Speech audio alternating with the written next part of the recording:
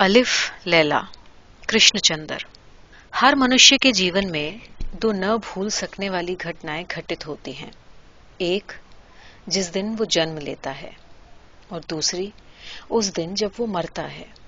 पहली बात को घटना कहा जाता है, दूसरी को दुर्घटना। पहले दिन को मनुष्य सदा याद रखता है और दूसरे को सदा भूलने की कोशिश करता है। फिर इन दो न भुलाई जा सकने वाली घटनाओं के बीच की कड़ियों में और भी कितनी घटनाएं ऐसी आती रहती हैं जो प्रत्यक्ष में न भूलने वाली होती हैं, पर एक दिन भुला दी जाती हैं। मनुष्य भी भूल जाता है और इतिहास भी। और स्वयं मनुष्य के इतिहास का क्या ठिकाना है। मानव के मनुष्यत्व की आयु अधिक से अधिक 10,000 वर्ष पुरानी है। इसलिए समय के बहाव में और अंतराल के चक्कर में कौन सी वस्तु, भावना, घटना या संघर्ष विसारने योग्य है, इसका अंदाजा हो ही नहीं सकता। सुनते हैं और साइंस बताती है कि 2-2.5 अरब साल के बाद ये हमारी धरती ही खत्म हो जाएगी, टूटकर वातावरण में बिखर जाएगी। वैसे तो 2.5 अरब वर्ष बहुत होते हैं, मगर इस ब्रह्मांड की तोड़-फोड़ में 2.5 अरब वर्ष का मूल्य ही क्या है। यहाँ तो प्रतिदिन पुराने सितारे टूटते रहते हैं और नए सितारे जन्म लेते रहते हैं। फिर एक दिन वो आएगा जब हमारी धरती का ही नाम न होगा, तो फिर किसी बिसर न सकने वाली घटना का क्या अर्थ। अधिक से अधिक कुछ स्मरणीय अविस्मरणीय घटनाओं का वर्णन किया जा सकता है।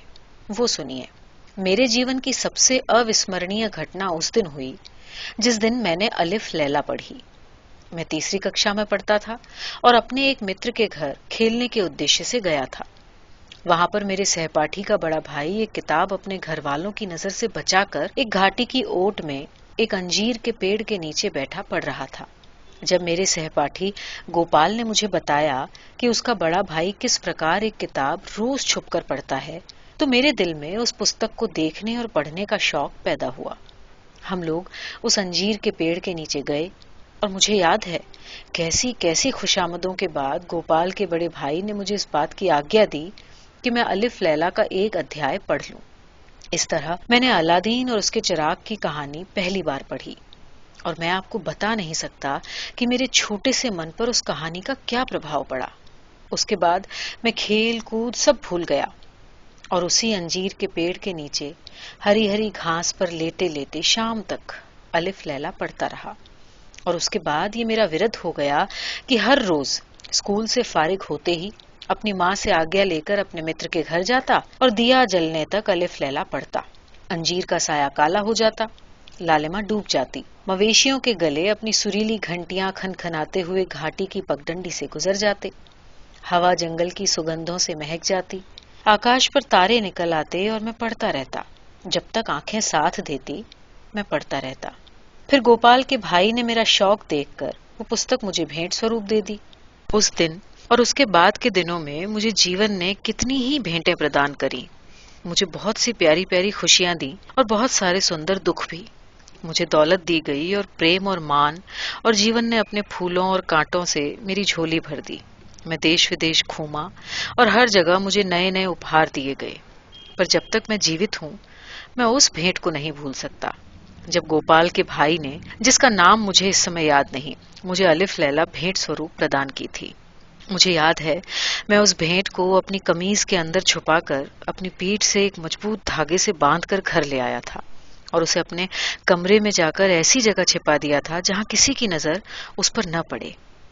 रातों के अकेलेपन में जब सब सो जाते मैं उस किताब को निकालकर पढ़ता। लालटेन जलाकर रातों की नींदें हराम करके मैंने उस किताब को पढ़ा और मेरी माँ जी अपने नन्हे बेटे की तत्परता देखकर बहुत खुश थीं। उन्हें ये तो नहीं पता था कि उनका बेटा अलिफ लैला पढ़ता है। उनका विचार था कि मैं बैठा गणित के प्रश्न जोड़ा करता हूँ, पाठ्य पुस्तकें और दूसरी किताबें पढ़ता हूँ और कोर्स के विषय को याद करता हूँ। और मैं जो इतना उद्यमी और खिलंदड़ा था, जो कभी किताबों को हाथ न लगाता था, अब आधी आधी रात तक पढ़ता रहता था। इस बात ने मेरे माता पिता को मेरी ओर से काफी संतुष्ट कर दिया था। फिर एक रोज मेरी माँ जी ने मुझे वो पुस्तक पढ़ते हुए देख लिया। रात शायद आधी से अधिक बीत चुकी थी और मेरे कमरे की लालटेन अभी तक जल रही थी। आतिशदान की लकड़ियां जलकर अंगारा बन चुकी थीं और खिड़की के बाहर बर्फ गिर रही थी।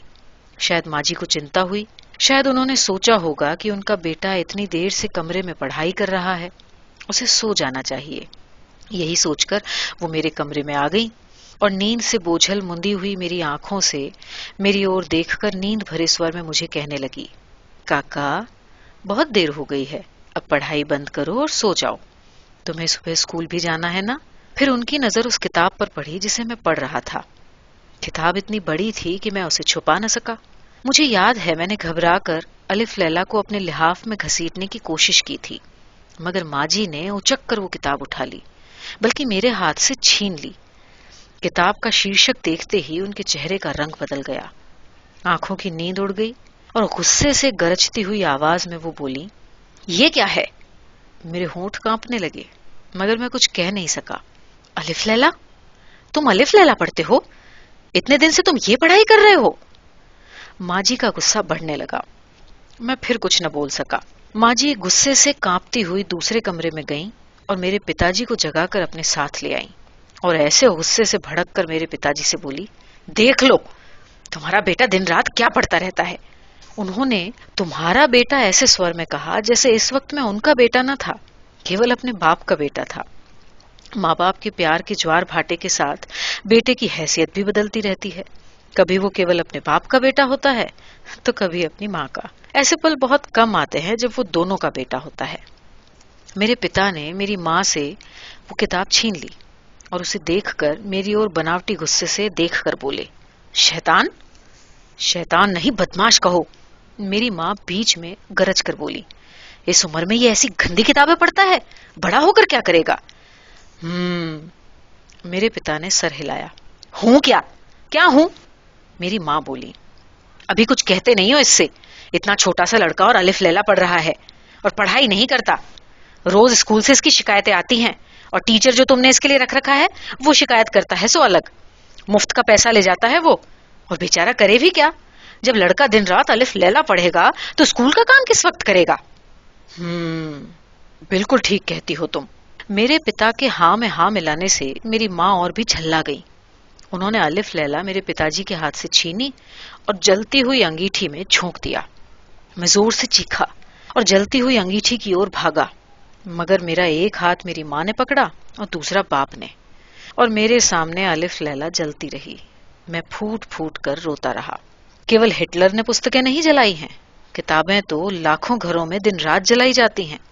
किताबों को पादरियों ने जलाया है, पंडितों ने और मुल्लाओं ने भी। किताबें माँ बाप भी जलाते हैं और हुकूमतें भी। किताबें घर के आंगन में और समाज के चौराहों पर जलती हैं।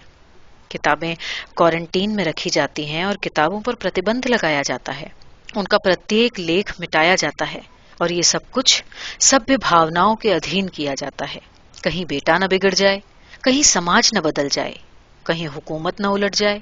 इसलिए किताब को जला दो, और यदि हो सके तो उसके साथ उसके लेखक को भी जला दो। सो बस अलिफ लैला जल गई। मेरा अलादीन और सिंदबाद, बकबारा और शहरयार, और वो जिन्न जो बोतल में बंद रहता था, वो शहजादी जो उड़न खटोले पर उड़ती थी, वो अबुल हसन जो एक रात का बादशाह था, अलिफ लैला जल गई। मेरे माता पिता दूसरे कमरे में चले गए। चारों ओर सन्नाटा था। बाहर बर्फ गिरती रही और मैं अपने लिहाफ में एक अजीब विचित्र सी पीड़ा से ठिठुरता रहा और अंगीठी की ओर देखता रहा, जहां जली हुई अलिफ लैला सुलग रही थी। हर पन्ना राख था, मगर प्रत्येक जले हुए पन्ने पर शब्दों के चिन्ह शेष थे और मैं उन्हें पढ़ सकता था। मुझे ऐसा जान पड़ा जैसे धीरे धीरे अलिफ लैला मेरे मन के पन्नों पर उभर रही है। दूसरे दिन मैं स्कूल नहीं गया। सरदर्द का बहाना करके लेटा रहा। माँ मेरे विरोध को समझती थी। चुपके चुपके वो मेरे पिताजी से कुछ मिसकोट करती रही। मुझे बस इतना ध्यान है कि मेरे माँ बाप मेरे विरुद्ध कुछ साजिश रच रहे थे, मगर क्या, इसका मुझे कुछ पता न चला। तीसरे पहर माँ जी बाजार गईं। बहुधा जब मैं घर पर होता था तो माँ जी मुझे बाजार साथ ले जाती थी, लेकिन आज वो मुझे बाजार साथ नहीं ले गईं, अकेली ही गईं। शाम को जब लौटी तो मेरे लिए बहुत सी किताबें लेकर आईं और उन्हें मेरे सामने डालकर बोली, किताबें पढ़ते हो तो अच्छी किताबें पढ़ो, ये हला भला क्या पढ़ते रहते हो। माँ जी ने बड़े लाड और प्यार भरे स्वर से कहना शुरू किया, देखो, ये संस्कार विधि है, ये स्वामी दयानंद सरस्वती की जीवनी है, ये संध्या है, ये गीता है, ये पुष्पांजलि है। कैसे कैसे प्यारे प्यारे भजन हैं इसमें, इन्हें पढ़ो। याद करो और नेक बनो। मुझे नेक बनने से नफरत है। अरे नहीं, नेक बनोगे तो अच्छे लड़के बनोगे। मेरी माँ जी मुझे समझाती हुई बोली, अच्छे लड़के बनोगे तो अच्छे आदमी भी बनोगे, तुम्हारा जीवन सुधरेगा, तुम्हारी आत्मा शुद्ध होगी, भगवान से मिलोगे। नहीं, नहीं मिलना मुझे भगवान से, मैं भगवान से नहीं मिलूंगा। माँ मुझे अलिफ लैला दे दो, मुझे सिर्फ अलिफ लैला दे दो। मैं रो रो कर मचलने लगा। माँ ने मुझे चांटा मारा और मैं और भी जोर जोर से पांव जमीन पर रगड़ रगड़ कर रोने लगा। माँ जी उठकर चली गई। कुछ दिनों के बाद शांति मिली, जैसे हर सुंदर वस्तु के गुम हो जाने के बाद धीर आ जाता है। मैंने अपनी माँ की दी हुई किताबों में दिल लगाना चाहा। गीता तो खैर समझ ही नहीं आई। संध्या रटने की चेष्टा करी तो ऐसा लगा जैसे पहाड़े याद कर रहा हूँ। भगवान निरंकार है, ओमकार भी है। ओमकार नाम का एक लड़का मेरी कक्षा में पढ़ता था, मगर किसी तरह से भगवान नहीं जान पड़ता था। तक्षक ऋषि ने दुनिया त्याग दी और वनों को चले गए। शायद उन्होंने अलिफ लैला नहीं पढ़ी थी, नहीं तो न जाते। आत्मा को भूख नहीं लगती और प्यास नहीं लगती, मगर मुझे तो भूख भी लगती है और प्यास भी। मगर आत्मा का भला चाहते हो तो इस संसार का मोह न करो, इस संसार से दिल हटा लो। मगर मेरा तो इस जग में बहुत जी लगता है। ये हंसते हुए फूल, ये गुनगुनाती हुई नदियां, ये बर्फ से ढके पहाड़, ये घास से भरी घाटियां, मेरे यार जिनके साथ मैं खेलता हूँ, मेरी माँ और पिताजी, रबड़ की गेंद और फुटबॉल, काजी कोलड़ा का खेल और वो छोटी छोटी बेवकूफ लड़कियां जिनकी चोटी पकड़कर जब हम घसीटते हैं तो बड़े जोर से चिल्लाती हैं। ये जग मिथ्या और माया है। माया क्या बुरी चीज है। माया आंटी जब भी हमारे घर आती हैं तो मुझे कैसी अच्छी अच्छी कहानियां सुनाती हैं। मुझे तो माया आंटी बहुत अच्छी लगती हैं। जब कुछ समझ न आया कि क्या करूं तो मैंने चुपके चुपके पैसे जोड़ना शुरू कर दिया। उन दिनों मुझे रोजाना एक दुअन्नी मिलती थी। कैसे कैसे जतन से मैंने उस दुअन्नी में से पैसे बचाए हैं मैं आपको बता नहीं सकता, क्योंकि स्कूल के बाहर मसालेदार चाट का लालच अलिफ लैला के लालच से कम नहीं होता। मगर कैसे मैंने अपने लालच पर पत्थर रखकर वो पैसे जमा किए। धीरे धीरे कई महीनों में वो पैसे जोड़कर मैंने स्वयं अपने पैसों से अलिफ लैला खरीदी। बादामी कागज पर छपी हुई जिन्नों, शहजादियों, उड़ते हुए महलों और भयानक गुफाओं की तस्वीरों वाली किताब, नवल किशोर प्रेस से छपी हुई। फिर उस किताब को मैंने खरीद कर गोपाल के घर में रख दिया और वहीं जाकर रोज उसे पढ़ता। अलिफ लैला मैंने 1 बार पढ़ी, 2 बार पढ़ी, 10 बार पढ़ी, जाने कितनी बार पढ़ी। उस जमाने में उसकी एक एक कहानी मेरे दिल में जम गई थी। अलिफ लैला के बाद दूसरी पुस्तकें आईं। जैसे जैसे उम्र बढ़ती गई किताबें बदलती गईं। फिर मैंने गीता पढ़ी, उसे समझा भी। फिर वो पुस्तकें पढ़ी जो आकाश से उतरी हैं। फिर वे किताबें जो जमीन से उगी हैं, जैसे कविता और विज्ञान, राजनीति और साइंस, इतिहास और मनोविज्ञान। फिर ऐसे लगा जैसे इन किताबों के ढेर में मैं अलिफ लैला को भूल गया हूँ। और ये सच भी है। बचपन के उन दिनों के बाद मैंने आज तक अलिफ लैला को दोबारा नहीं पढ़ा। लेकिन न जाने क्यों ऐसा लगता है कि दोबारा न पढ़ने पर भी मेरे दिल के किसी कोने में अलिफ लैला सदा जीवित रही है। मेरे युग ने अलिफ लैला के बहुत से स्वप्न सजीव होते देखे हैं। हवा में उड़ते हुए महल, वो बलवान जिन जिन्हें साइंस ने बोतलों में बंद कर दिया है, और अब वो देव जो अपनी हथेलियों से दरियाओं का बहाव रोक देते हैं। ऐसा जान पड़ता है मैंने अब तक जो कुछ भी लिखा है अलिफ लैला के स्वप्नों की खोज में लिखा है। पर एक स्वप्न अभी भी शेष है, एक सुंदर स्वप्न जो अभी तक पूरा नहीं हुआ। इसलिए अभी तक लिखता हूँ और अल्लादीन के उस चिराग को खोजता हूँ जिसकी रगड़ से विवश और मजबूर दुनिया एकदम बदल जाएगी। मुझे उस चिराग की तलाश है।